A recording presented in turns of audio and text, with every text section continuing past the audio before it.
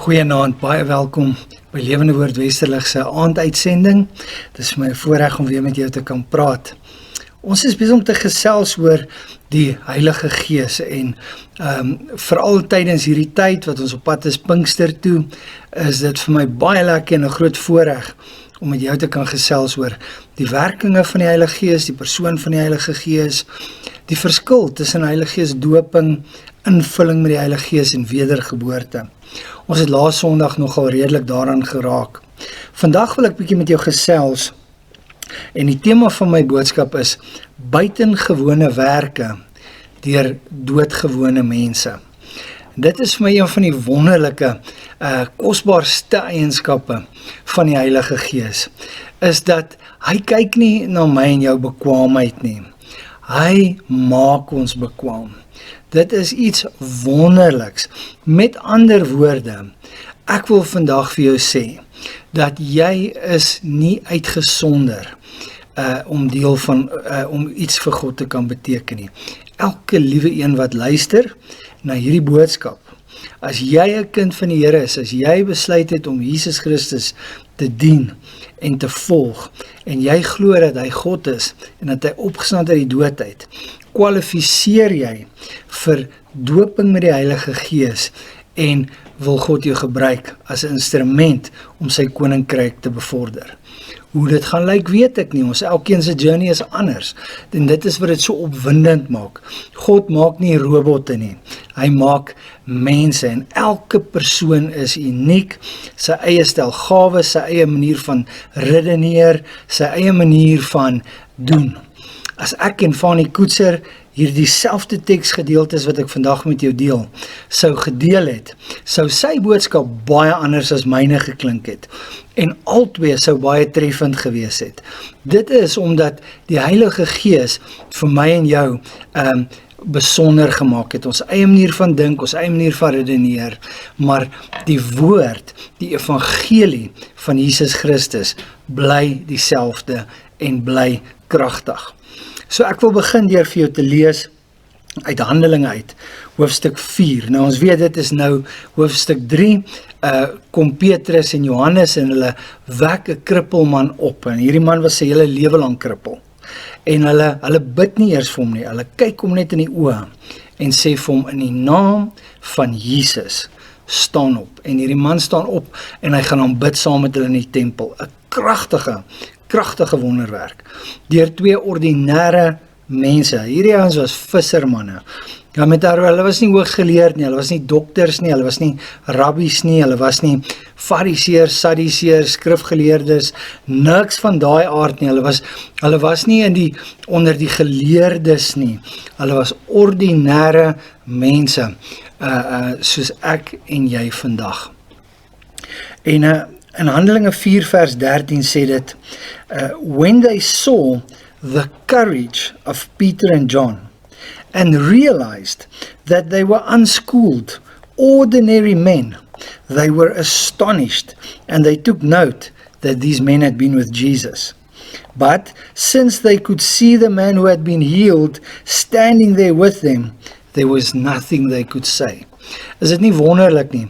Hulle sien dat hierdie ouens is maar plaatjies man, dis maar gewone ouens, maar die moed, die durf, die courage, die boldness wat hulle het, en die evidence dat daar 'n geneesde man by hulle staan, is vir hulle getuienis dat hierdie manne saam met Jesus was. Dat hierdie manne vir Jesus geken het en tyd saam met Jesus spandeer het.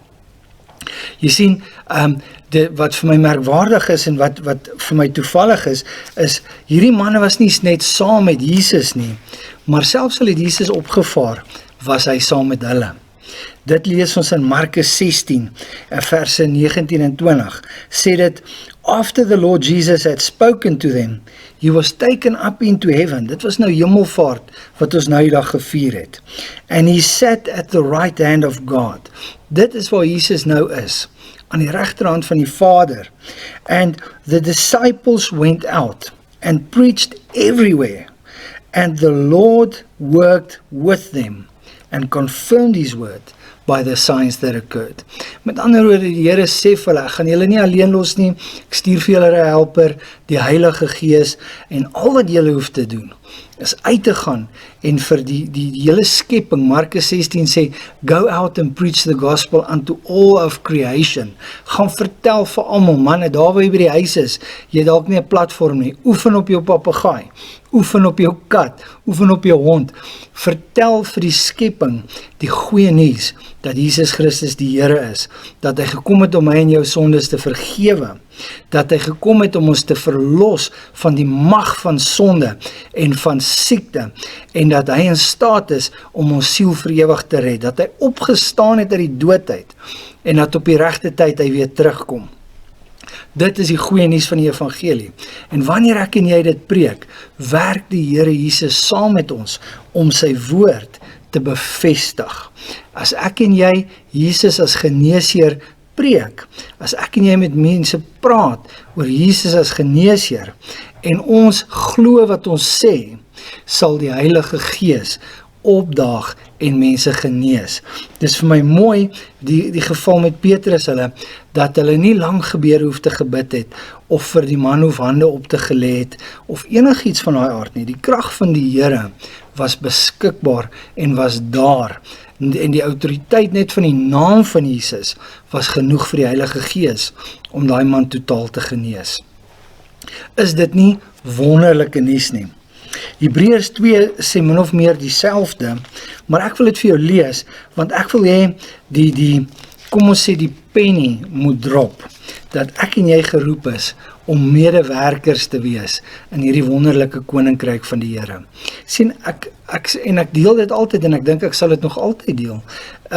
Baie keer maak ek en jy staat op ons vermoëns, ons maak staat op waar ons skool gegaan het. Miskien was ons in die leerlingraad. Miskien het ons met universiteitstoelating geslaag. Dis wonderlik, al hierdie goed is goed. Miskien het ek en jy by een van die beste instansies gaan studeer, en ons het 'n hoë IQ, en nou is ons besig om 'n besondere werk te doen, en mense kyk op na ons, en al daardie tipe dinge. Dit kwalifiseer my en jou nie meer vir die Heilige Gees as die persoon wat niks van daai dinge het nie. Die Here is nie 'n aannemer van persoon nie. Die Here is op soek na geloof, en hy is op soek na gehoorsaamheid. As ek en jy gehoorsaam is na sy stem, en ons is bereid om te doen wat hy ons vra om te doen, sal hy ons kom bekragtig met die Heilige Gees. Jy sal jou oomblik hê wat die bekragtiging, die doping van die Heilige Gees sal kom. Wanneer dit gaan gebeur, kan ek nie vir jou sê nie. Dit kan tydens 'n diens wees, dit kan in jou slaapkamer wees, dit kan in jou binnekamer wees, dit kan in die nagwake wees, dit kan enige tyd wees, maar jy sal 'n oomblik hê wat jy jou encounter met die Here het, wat hy jou kom bekragtig met die Heilige Gees. En jou lewe sal nooit weer daarna dieselfde wees nie. Daar sal 'n passie in jou hart wees, daar sal 'n branding in jou hart wees, daar sal 'n liefde in jou hart wees vir jou medemens, en 'n begeerte om siekes, armes, gebrokenes te sien herstel. Want dit is God se hart vir die mens, is dat ons in gesondheid en ook in geestelike en emosionele gesondheid, maar fisiese gesondheid sal wandel. En sy hart is dat hy net mense sal kan kry, 'n geslag sal kan kry, 'n volk sal kan kry, wat bereid is om uit te gaan na die highways en die byways, en vir die mense te gaan sê dat daar vir hulle hulp is, dat daar vir hulle 'n redder is, dat die koninkryk van God aangebreek het, reeds hier is, en aan die versprei is. Hebreërs 2 vers 4 sê, God also testified to it. Wat is hierdie it? To the gospel. God also testified to the gospel by signs, wonders, and various miracles and gifts of the Holy Spirit, distributed according to his will. Met ander woorde, al wat ek en jy hoef te doen, is beskikbaar wees, en die signs, die wonders, die various miracles, en die gifts of the Holy Spirit, sal deur ons vloei, deur ons funksioneer, mense se lewens verander, mense aanraak. Dit is wonderlik. Dit is net belangrik dat ek en jy verstaan, dat die boodskap wat ons moet preek, een moet wees wat mense nie aankla nie, wat mense nie verdoem nie, wat mense nie laat nog meer minderwaardig voel as wat hulle reeds voel nie. Maar dit is 'n boodskap van hoop, 'n boodskap van liefde, 'n boodskap van lewe, 'n boodskap van vergifnis en versoening. Die Heilige Gees sal altyd daardie boodskap, die evangelie van Jesus Christus, waar maak in mense se lewens en jou bekragtig om dit met mense te kan deel. Ek hoop hierdie stuur sommer honger in jou hart om te sê, Here, gebruik my. Waar kan ek dit doen? Jy hoef nie jou werk te los om dit te doen nie. Jy kan dit by jou werksplek doen, jy kan dit by die skool doen waar jy is, jy kan dit op die straat doen, jy kan dit in die winkels doen, jy kan dit doen net waar die Heilige Gees met jou praat om dit te doen.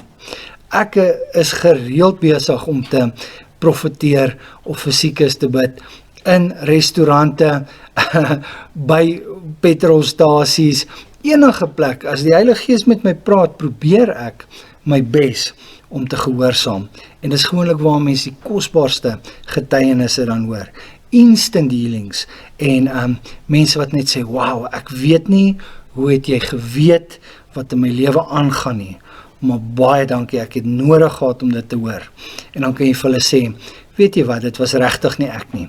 Die Here Jesus ken jou, hy is lief vir jou, hy is die God van die besonderhede, en hy wou gehad het, jy moet weet, hy gee om. Daniël 11 vers 32, daar is verskillende vertalings. Ek dink die boodskap wat daarop deurkom, is dat those who know their God will be strong, hulle sal sterk wees, and they will do great exploits.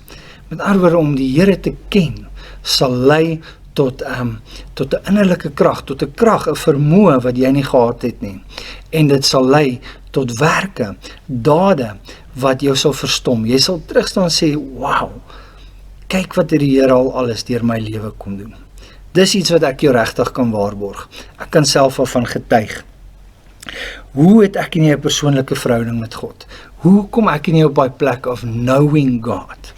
Wel, dis deur sy woord te bestudeer, knowing his word, knowing, veral die evangelies, knowing his son. Jesus sê, if you see me, you see the Father. So knowing his word, en dan obviously, natuurlik, deur die Heilige Gees. Die Heilige Gees is die een wat eintlik vir my en jou die woord kom openbaar.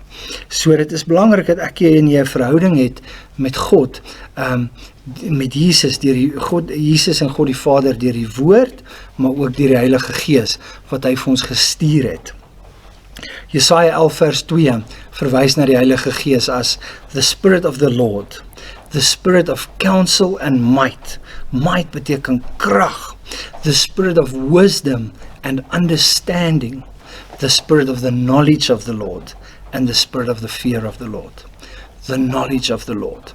Ek en jy kan op 'n plek kom wat ons God ken as 'n Pa, wat ons Jesus ken as ons redder, en wat ons die Heilige Gees ken as ons beste vriend hier op aarde.